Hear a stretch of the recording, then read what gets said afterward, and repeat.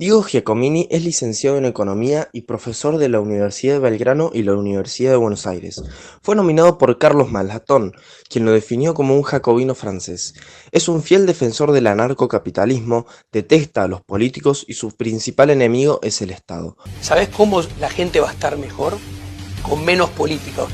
Últimamente fue centro de polémicas por sus fuertes cruces con su amigo Javier Milei después de que éste haya decidido involucrarse en política.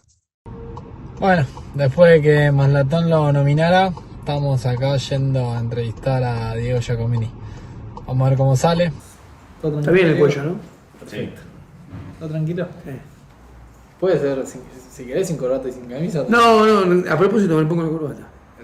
Desde que los de Macri usaban sin corbata, me volví a poner corbata. Está perfecto. Muchas gracias. Aparte, ¿no viste que los peronistas también, ninguno usa corbata? Ningún político usa corbata, listo. Todo, por corbata a todos lados. Es más, mirá lo que te voy a decir, soy un hijo de puta. ¿Te diste cuenta que Milei archivó la corbata? ¿Te diste cuenta? Estamos grabando, ¿no? Buenas tardes. ¿Cómo estás, Diego? ¿Cómo andan, chicos? Todo tranquilo, Barça, ¿te vas? Muy bien, ¿vos? Vamos a arrancar con una pregunta simple, ¿no? Sí, pregunta tranqui. ¿Una canción que te guste? A mí me gusta mucho Massive Attack. Massive Attack es la revolución de Bristol, de principios de los 90, primer quinquenio de los 90, música británica. La música británica es muy interesante saber de qué ciudad viene, porque las ciudades dicen mucho. Vos tenés una ciudad tipo puerto como Liverpool, tenés una ciudad industrial como puede ser Manchester o Birmingham, o tenés una ciudad muy cultural, muy estudiantil, donde la cultura está arriba de todo, como Bristol, en el sur, cerca de Bath. Hablando de ciudades, Sí, ¿una ciudad que te gusta en el mundo? Londres. ¿Por qué? A mí, yo soy muy anglófilo, a mí me gusta mucho Inglaterra, viví en Inglaterra, tengo mi posgrado hecho en Inglaterra, y si me preguntás especialmente, me encanta Escocia y particularmente las Highlands. Di la vuelta a todas las Highlands en Escocia, conozco todo. Hablando entonces un poco de Inglaterra, Sí. ¿qué opinas de la monarquía? La monarquía es un régimen de gobierno de propiedad privada, ¿ok? Como todo sistema de gobierno fue evolucionando, y como todo sistema de gobierno, al menos hasta ahora en la historia de la humanidad, dicha evolución consistió en un avance del Estado sobre los derechos naturales del ser humano y sobre los derechos individuales de las personas. Y se llegó se degeneró hasta la monarquía absolutista, que de hecho es muy interesante, porque si uno estudia, por ejemplo, la historia inglesa y uno estudia cómo era el derecho en el 1900, en el 900, en el 1000, con los anglosajones, uno tenía una base de derecho totalmente consuetudinario, donde estaba basado en acuerdos mutuos, basados en lo recíproco de los seres humanos, y el sistema legal y la administración de la justicia era básicamente privado. Claro. Cuando invaden los normandos, en el siglo, si no me falla la memoria, 12, 11, estamos hablando del 1100, los normandos van cambiando de a poco el derecho, y el monarca va ganando poder central y va avanzando sobre los derechos naturales y sobre el individuo. Tan interesante es que el derecho, y avanza sobre el derecho, y empieza a sentar las bases de lo que es el derecho estatal, coactivo. Claro, ¿Por qué? Perdón que te cierro. Porque empieza a hablar de vejar la paz del rey. Y entonces, cuando uno se presentaba a la justicia, primero le tenía que pagar al rey, porque el rey intervenía como juez, que antes no, con los anglosajones. Y después, lo estoy explicando muy rápido, ¿no? Sí. Y después instauraron la figura de romper la paz del rey. Y todo terminó siendo que rompo la paz del rey. Y había que pagarle al rey un fee por haber roto la paz del rey. Entonces la justicia, el avance del rey, que era el Estado sobre la justicia, empezó a crear las condiciones para avasallar los derechos naturales del ser humano. Y eso fue progresando cada vez más. El derecho dejó de ser resarcitivo.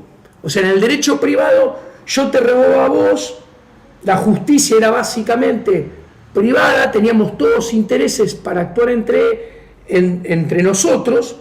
¿Y cuál era el castigo? Yo, si te había robado 10 pesos, yo tenía que devolverte los 10 pesos y además devolverte 10 pesos más, lo estoy explicando sencillo, para que a mí, para yo sentir lo que yo te había causado a vos. Era resarcitivo. Cuando avanza el rey con los estados absolutistas, ¿qué hace el rey? El rey rompe esto. La administración de justicia deja de ser resarcitiva. Vos me robaste, vos vas en cana. Y el robado tiene que pagar la prisión en el siglo XX y mantener al que robó. O sea, cambia todo. Hablando así de avasallamiento de derechos, Sí. ¿te parece que todo sistema político avasalla los derechos de los particulares? Cuando uno habla en el siglo XXI de política, y más teniendo en cuenta que Argentina el año que viene va a entrar en un año electoral, algunos ya están en campaña, un año antes no sé con qué plata. El punto es que uno no se puede olvidar de qué es el Estado. De hecho, en la Argentina, cuando las reglas son formar un partido político, que para formar un partido político tenés que cumplir con la legislación que el Estado te impone coercitivamente, recién después de que cumplas con la pata legal que te exige el Estado para formar un partido político, te vas a poder presentar a elecciones. Una vez que te presentás a elecciones, te lo deja la justicia administrada por el Estado presentarte a elecciones, sacarás votos y recibirás una cantidad de dinero que emana de la recaudación tributaria, o sea, de los impuestos, como pago de los votos que sacaste para poder seguir permaneciendo en el entramado electoral. Bueno, cuando hablamos de política y de todo este sistema, no nos podemos olvidar qué es el Estado, porque la política en este sistema es el Estado y está administrada por el Estado. ¿Qué es el Estado? El Estado es cómo surge el Estado. Esto lo explica muy bien Oppenheimer en un libro que se llama El Estado, de 1908. Es mentira el contrato social, nunca ha habido contrato social. El Estado nace como un grupo humano que se organiza e invade a otro, lo invade, lo saquea y lo deja de matar, sino que lo esclaviza y lo hace trabajar para él. Cuando aparece esto, que no es otra cosa que violencia seguida de explotación, nace el Estado. El Estado es explotación de unos para otros, la única verdadera grieta. Queda la sociedad dividida en dos, en los que viven de los medios económicos, que somos los que estamos en el sector privado, que generamos riqueza, generamos valor, producimos bienes y servicios, y del otro lado de la grieta, están los burócratas del Estado. Vos fíjate que yo te digo el Estado. Pero el Estado no existe en sí. Claro. Son hombres de carne y hueso muy bien organizados para saquearnos y esquilmarnos sistemáticamente, extrayéndonos la riqueza que generamos con los medios económicos. Ellos viven de los medios políticos, que es esto que acabo de describir. Ahora, vos estás muy a favor del tema de la batalla cultural. ¿No crees que en cierta manera la política tiene una pata cultural? ¿No es una ayuda a la batalla cultural? Mi opinión personal es que no lo es. Primero, el otro día leí un artículo de Ricardo Rojas que me pareció muy bueno, que estoy pensando dejar de decirle batalla cultural y darle otro nombre. Él lo explica muy bien en su artículo, ¿no? Pero, ¿por qué? Esto es escuela austríaca en su máxima esencia. El motor de la civilización, el motor del progreso, el motor del desarrollo humano es la acción humana. ¿Qué es la acción humana? La acción humana somos miles, cientos de miles, millones, miles de millones de personas interactuando libremente, creando constantemente, descubriendo constantemente información sobre determinados fines que le asignamos subjetivamente un valor a esos fines, y para correr detrás de esos fines y poder alcanzarnos, interactuando a partir de nuestra razón con nuestro entorno, nos propiciamos a partir de nuestra primer propiedad privada, que es nuestro cuerpo, nuestra fuerza de trabajo, nuestra energía, transformamos el entorno para crear los medios para ir detrás de ese fin. Cualquier cosa que vos quieras es un fin, es un objetivo en tu vida. Cualquier cosa que uses para ir detrás de ese fin es el medio. La política no es otra cosa que cualquier organización que lo que hace es impedir que actuemos libremente. O sea, es un palo en la rueda de la acción humana. Pero ¿no crees que un poco de la política, por lo menos la política de base, es eso mismo? Es un montón de gente... La política de base es una frase hecha. No sé qué es política base. No, digámosle política. Bueno, digámosle política. Nosotros, desde Jóvenes Unidos, no tenemos ningún tipo de apoyo monetario. Nosotros ponemos plata en nuestro bolsillo. Nosotros ponemos tiempo en nuestro reloj. Entonces, ¿dónde se mete el Estado ahí? ¿Y no sería una parte de la organización de Unidos no es un partido todavía. ¿Ok? Sí. Entonces, ¿qué sucede? Al no ser un partido, que esto es muy interesante, es una organización anárquica. ¿Qué es una organización anárquica? Una organización que no está montada sobre medios políticos, sino sobre medios económicos. Pero económicos no quiere decir plata. Económicos quiere decir donde la gente se reúne e interactúa libremente por motus propio. La gente puede entrar y salir cuando quiere y nadie la puede obligar a quedarse. En este caso, podés estar organizada por ideas, ideologías, etcétera, etcétera. Ahora bien, cuando pasás a ser un partido y estás actuando bajo la legislación compulsiva del Estado, que sin ese sello compulsivo del Estado no te podés presentar a elecciones, porque ¿qué pasa? Los burócratas que están en el poder del Estado lo que quieren es que hacérsela a Diego Giacomini lo más difícil que se le puede hacer si a ese loco de Diego Giacomini se le ocurre presentarse a elecciones. Igual tranquilo, porque Diego Giacomini, yo no creo en la democracia, no me voy a presentar a un cargo electivo. Prendemos ahí. No crees en la democracia. ¿En qué crees?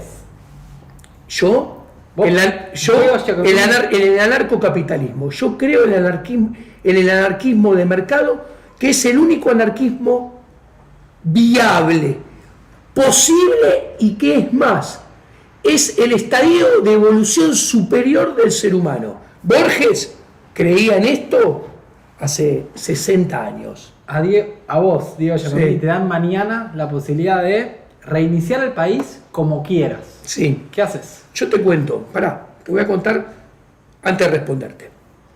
La gente no sabe lo que es la anarquía de libre mercado. Voy a explicar por qué no sabe y después te voy a contestar. ¿Por qué? Porque todos estamos inmersos en el sistema de educación formal. El sistema de educación formal, los contenidos, lo que se enseña, de dónde se estudia, la bibliografía, no es la que te interesa a vos, a mí. Es la que le interesa a un burócrata de un ministerio, que es el que la aprueba, que nosotros sepamos y aprendamos. ¿Ok? La educación es pública porque los contenidos son delineados, fijados coactivamente por un burócrata del Estado. O sea, que sea de gestión estatal o sea de gestión privada, simplemente te muestra la billetera que la paga. Pero las dos son públicas porque los contenidos básicamente son los mismos. ¿Por qué digo esto? Porque ahí te enseñan que la anarquía es violencia.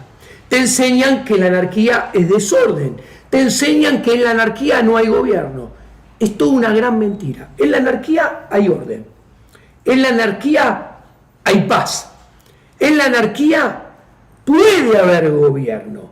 Simplemente que la organización es espontánea y voluntaria y no está cimentada sobre la violencia. De hecho, una empresa es una organización anárquica. ¿Por qué? El que trabaja, si un día para otro deja de ir, nadie lo puede obligar de los pelos a ir a trabajar. A lo sumo después no cobra su salario. Punto. Por ejemplo, la iglesia, uno como fiel de una determinada iglesia, es una organización anárquica. Uno va porque cree en él. Nadie lo obliga de los pelos a estar en una iglesia y uno se puede retirar de la iglesia cuando quiera. La política dentro del Estado es anárquico. Tienen intereses comunes, ¿sabés? ¿Qué es un gran elemento que organiza voluntariamente a los políticos dentro del Estado? La corrupción. La corrupción y la valija que cobran todos a lo largo y a lo ancho del espectro, más allá que hay individuos que no lo hagan y que son excepciones que generalmente el sistema lo termina expulsando. Si estás 30 años adentro, yo te aseguro que el sistema te comió, como la mayoría de los políticos y las primeras figuras de la política. Bueno, están organizados anárquicamente en torno a la corrupción. El sistema de países internacional está organizado anárquicamente. Por ejemplo, se aglutinan en bloques. Los países se aglutinan en bloques por mutua conveniencia. Se pueden retirar y no hay un país que le da un coscorrón y los obliga a entrar o salir del Mercosur, entrar o salir de la Unión Europea. Ahora, puede haber un hegemón como Estados Unidos, pero sigue siendo una organización anárquica. Entonces, cierro. ¿Qué quiero decir? Estamos rodeados de anarquía. El ser humano, en la vida de todos los días, vive desde que es ser humano, entrando, saliendo, interactuando en libertad y por motus propio en organizaciones anárquicas. En anarquía hay orden, en anarquía hay paz, en anarquía puede haber gobierno. Y acá cierro. Y la única anarquía posible, que esto es muy importante entender, es el sistema anarcocapitalista, o sea, anarquía de libre mercado. ¿Por qué? Porque a diferencia de los anarquistas de comienzo del siglo XX, final del siglo XIX, que no creían en el mercado, como no creían en el mercado, no tenían sistema de organización social. Entonces, terminaban en una inconsistencia, porque la única manera de organizar la sociedad era con un garrote en la cabeza, y tenían que recurrir al Estado de tanto renegaban. En cambio, en el anarcocapitalismo, creemos en el mercado, porque el mercado es un sistema de cooperación social. Yo tengo que comprar mi dinero como economista. ¿Y cómo compro mi dinero? Tiene que venir un cliente, una empresa, y me tiene que pagar voluntariamente. ¿Y cómo me va a pagar voluntariamente? Si yo le ofrezco un servicio de economista que le sirva, porque si no le sirve no me va a pagar voluntariamente. ¿Y eso qué implica? Que yo antes que nada tengo que pensar qué necesita mi prójimo. O sea, tengo que subrogar voluntariamente mi comportamiento a él. El mercado, a diferencia de lo que nos enseñan en la educación formal, es un sistema de cooperación social. ¿Sabes quiénes lo violentan? Los políticos. Por eso el político atenta contra la acción humana, contra el desarrollo de la civilización y contra el progreso del ser humano, porque el político no es otra cosa que el Estado. El Estado no existe. El Estado son hombres y mujeres de carne y hueso travestidos en políticos. Tengo que volver a la pregunta. Sí. Mañana. Sí. ¿Te dan el poder de decidir qué hacer? ¿Explotás el Congreso y la Casa Rosada? ¿O qué haces? Es que yo no lo acepto mañana el poder. ¿Por qué? Porque soy consistente conmigo mismo. Yo creo que para lo que necesita la sociedad hoy en día, la sociedad primero debe descreer en el Estado, debe descreer en la política. Una masa crítica, pongámosle un número arbitrario para que se entienda el concepto, no tiene que ser todo el mundo, 15, 18%. Recién después de lograr eso, tiene sentido explotar las instituciones. Claro, ¿por qué? Porque la democracia universal representativa es un régimen de gobierno de propiedad pública. ¿Esto qué quiere decir? Tiene el esquema de incentivos y el esquema de anticuerpos más perfecto desarrollado para comerse a uno o dos locos que lo quieren cambiar desde adentro o expulsarlo. Entonces vos en realidad, para cambiarlo, necesitas, como todo, ¿por qué los políticos tienen poder? Porque la gente se lo da. Tanto es así que al político no le interesa que vos lo votes convencido. El político está satisfecho si vos lo votás. Y si lo votan, y no importa si votan por el menos súper peor, le da lo mismo. Porque él lo que necesita es el aval de que le entregan un poder, y el poder emana del pueblo. Tanto es así que, por ejemplo, es mentira que el camino es cambiarlo ahora ya desde adentro o una revolución sangrienta. ¿Por qué? Porque ¿quién hace la revolución? El pueblo. La revolución más sangrienta del mundo, ¿quién la hace? El pueblo. Entonces, si el pueblo que hace la revolución más sangrienta sigue creyendo en el Estado y sigue creyendo en la política, después de esa lamentable revolución sangrienta, vamos a tener más o menos más de lo mismo. Nada va a haber cambiar. Hablando de revolución sangrienta, Carlos Maslatón te definió como un jacobino francés. Ya lo sé. Es un jacobino de la Revolución Francesa del año 1793. Parece Castelli con la primera junta de gobierno, yendo como comisario político con la primera expedición al Alto Perú y fusilándolo al virrey Liniers. La pregunta para vos es, Sí. y incluso dijo, si pudiera poner a los políticos en una guillotina, lo hace. Sí. ¿Tienes razón? Te contesto. Yo a Carlos lo quiero mucho, me divierte mucho que diga eso de mí. Yo, primero, soy muy anglófilo, desprecio fuertemente todo lo francés. O sea, yo siempre digo, París es una ciudad, es la ciudad del mundo con más estatuas de gente que perdió batallas contra Inglaterra. ¿No? A ver, Francia es el amor al Estado, es la intervención, es la regulación. El francés sale a la calle para que no le cambien el status quo. El inglés sale a la calle para cambiar el status quo.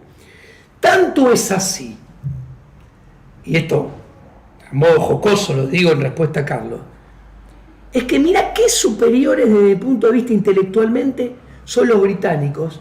Compará la horca con la guillotina. La horca es un hilo que siempre es el mismo, no hay que filarlo, no hay que limpiarlo, no hay que mantenerlo. En cambio la guillotina es carísima hacerla, hay que mantenerla, hay que afilarla, hay que fijarse que caiga bien. Reformulo la pregunta. ¿Entendés? O sea, la guillotina no me convence. Los políticos argentinos, ¿todos a la horca? Tenemos los políticos son una porquería en todo el mundo. Los políticos mundiales a la horca. En todo el mundo. Los políticos argentinos son los peores del mundo por escándalo. Te contesto así. Sueño con un mundo que esté organizado en anarcocapitalismo en el cual no haya Estado y no haya políticos. ¿Ok? Y la dejamos ahí. Déjalo ahí si querés. Yo desprecio el Congreso. Lo explotaría, ¿no? Yo desprecio el Congreso. Si hay un lugar que yo pienso que crea el mal, es el Congreso. Con un aliado, la justicia. Y la democracia es una gran mentira.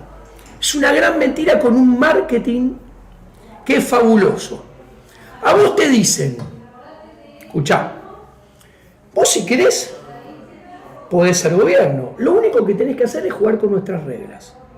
Armá un partido, presentate elecciones, ganá las elecciones. ¿Esto qué crea? Primera instancia. Hace que no te protejas.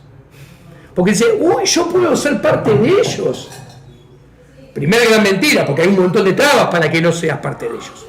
Punto número 1. Punto número 2. Después te enseñan. Vos sos el Estado. El Estado es tuyo. Entonces, si vos sos el Estado y el Estado es tuyo, está pensado para que no te defiendas del accionar del Estado. Después te dicen, si aumento el gasto público, el aumento del gasto público es para vos. Si te subo los impuestos, te va a volver a vos en bienes y servicios públicos, que atenti, vos no elegís y vos no interactuás para ponerle precio, tampoco. No tienen sistema de precio. Sigo. Si tomamos deuda y le hacemos pagar obras públicas que ustedes no definen ni eligen, la definimos nosotros desde el Poder Ejecutivo y el Poder Legislativo que aprueba los presupuestos, les hacemos pagar a los chicos que no nacieron todavía la obra pública, porque se financia con deuda. Bueno, todo esto es el sistema democrático, que además te miente y dice que hay división de poderes. ¿Y a dónde se ve la mentira? Mira esto. La Constitución de Jefferson, la Constitución de Alberdi, cometió un grave error. Le dio el monopolio de la justicia y de la fuerza al Estado. Entonces le dijo, mira, vos, Corte Suprema, sos el que tenés que decir si algo es constitucional o si algo es inconstitucional. Si el Estado se está, hablando mal y pronto, zarpando y avanzando sobre el individuo. ¿Qué hizo? Hizo al Estado juez y parte. De sus avances es el Estado el que tiene que decidir si se zarpa sobre el individuo o si no se zarpa. Escucha, cierro. ¿Cómo se elige un juez? Lo propone el Poder Ejecutivo y lo elige el Poder Legislativo. Entonces, ¿cómo es? El Poder Ejecutivo dice, hay que nombrar 10 jueces. Invento el número para que se entienda. Bueno, en la Cámara somos 6 del Partido Negro, son 4 del Partido Blanco. ¿Cómo se cocina el asunto? Llaman a 10 abogados, 6 relacionados con el Partido Negro, 4 relacionados con el Partido Blanco y son jueces.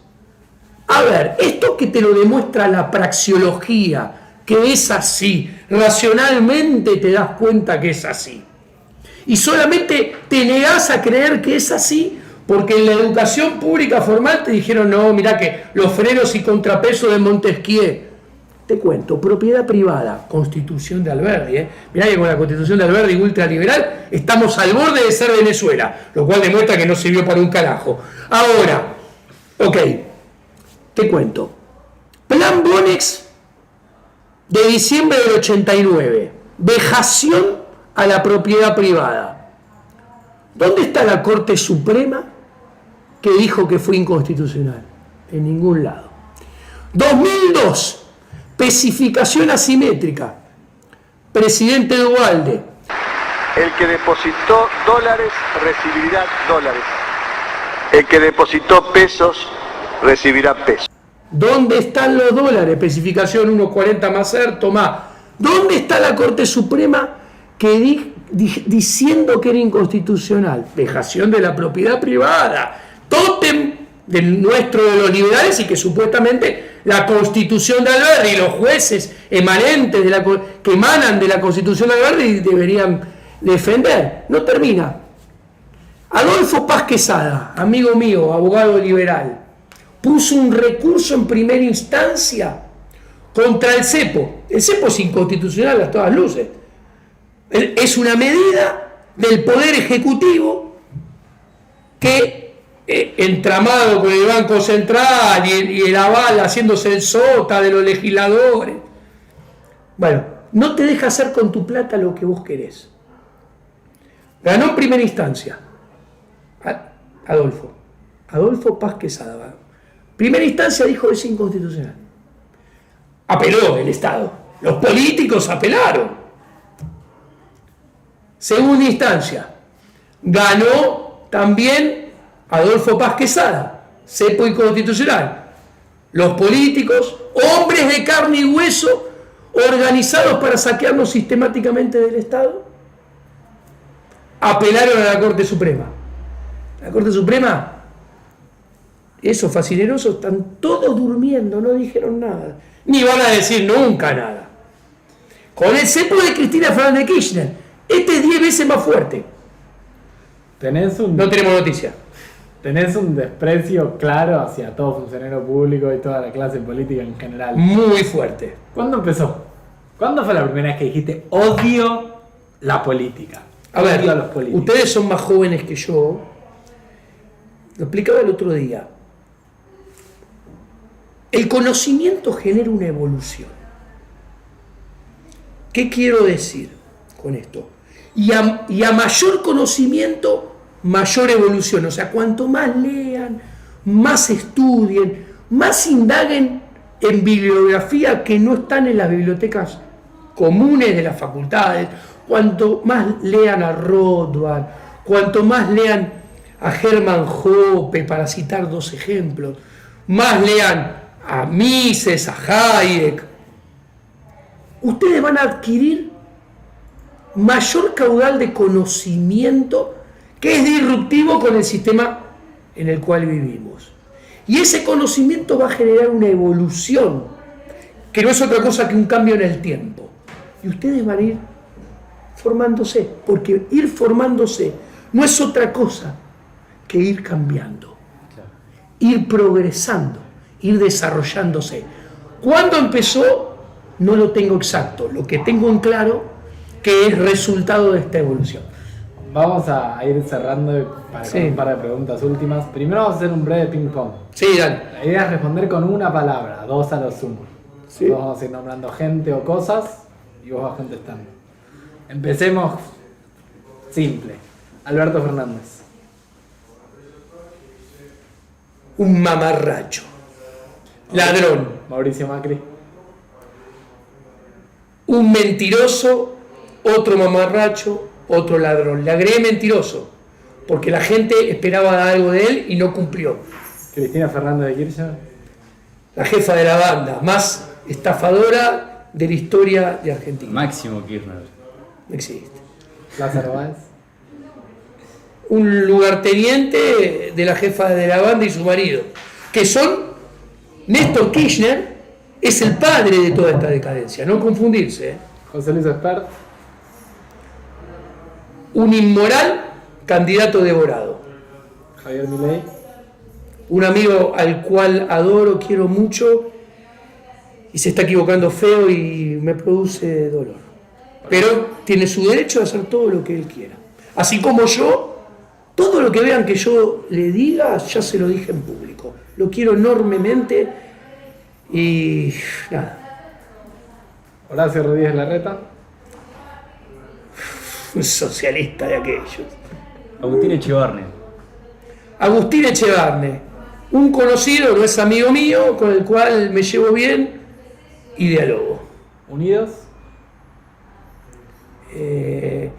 El cuarto proyecto de Agustín Echevarne es tratar de hacer un partido que, si se termina aliando con el candidato inmoral devorado, va a terminar bastardeando todo lo que dijo desde el primer momento. ¿Por qué? Porque el candidato inmoral devorado Para poner los nombres. José Luis Espert. ¿sí?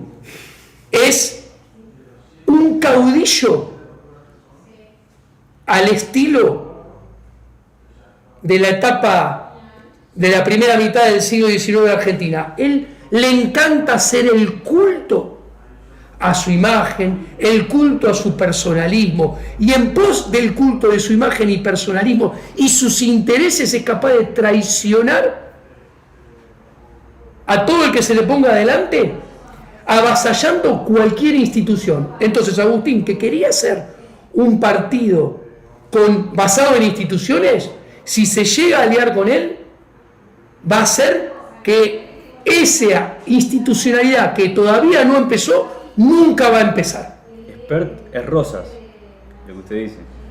No, hice un paralelo simplemente en la arista que Es un él caudillo. es un caudillo, personalista, arrogante, mala persona. No le tiene Le mucho tiene cariño. mucho cariño. Pocas veces me confundí en mi vida con un ser humano como con José Luis Espert. ¿Tu mayor error? Como persona, así en Ah, relaciones. tampoco- No, quiero decir, Está decepcionado. no. Simplemente a lo largo de mis 49 años muchas personas entraron y salieron a mi vida. Soy divorciado, imagínate. Pocas veces no vi lo que tenía adelante como me pasó con... Después saltó todo. Por todos lados, rebalsó por todos lados. ¿Cuándo fue el momento que la gota que rebalsó el vaso? A lo largo de todo el 2019 y 2020 fueron saltando diferentes eventos en diferentes campos. No solamente lo relacionado con el financiamiento de la campaña, que de hecho empezó de vuelta. Falta un año para La próxima selección. las próximas elecciones y ya anda dando vuelta por todos lados. ¿Quién pondrá esa plata? Vaya a saber. ¿No? No hay nadie haciendo algo ni parecido, ¿no? Digo. Hablando de personas, Sí. te toca nominar a alguien para ser el próximo en sentarse a tener esta nota. Sí, yo creo, y ya que me preguntan, espero que cumplan con mi sugerencia, que entrevisten a Mariano Fernández, excelentísimo liberal, profesor de la Universidad del SEMA. Nosotros vamos a hacer todo lo posible, queda en él que nos conteste. Última pregunta. Sí. Diego, Yo le doy el teléfono al Mariano. Perfecto. Para que lo llamen Perfecto. ahora cuando terminemos. lo llamamos adelante tuyo si quieres. Sí. Por último, Diego Giacomini es... Yo, anarcocapitalista. Como persona. Un tipo muy sencillo, común, que está pasando por una etapa de su vida personal fabulosa. Muchísimas gracias. Esperemos nada. que siga así la etapa. Gracias. Un placer.